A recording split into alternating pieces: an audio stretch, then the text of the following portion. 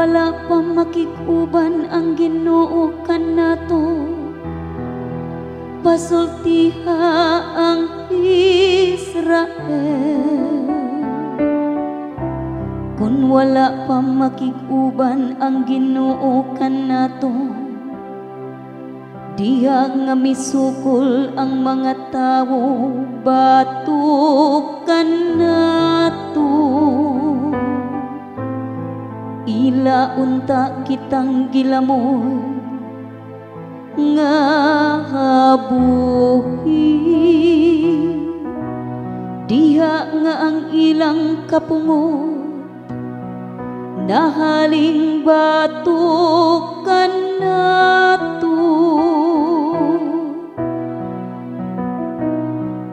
Ang akatuhong hinabang anaasa kang ngalan sa Ginoo.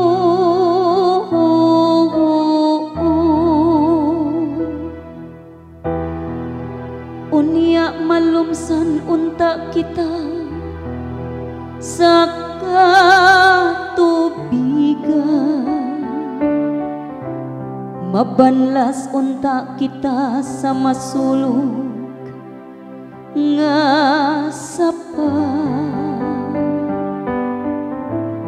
Lapaw kanato maharus unta kita sa makalilisang nga katubigan. Daigon ang Ginoo kay wala kita niya biyain, nga usa katukbunon sa ilang mga ngipon.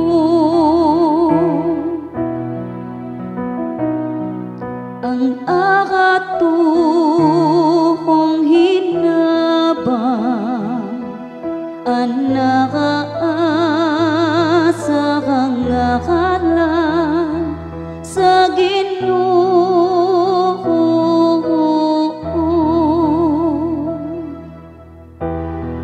Giluwas kita ingog usa ka langgam, gikan sa litag sa mga ngayang.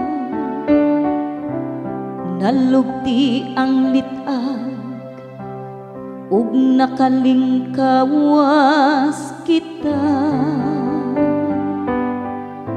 Ang atong hinabang anaa sa ngalan sa Ginoo, nga nagbuhat sa langit ug sa hayuta.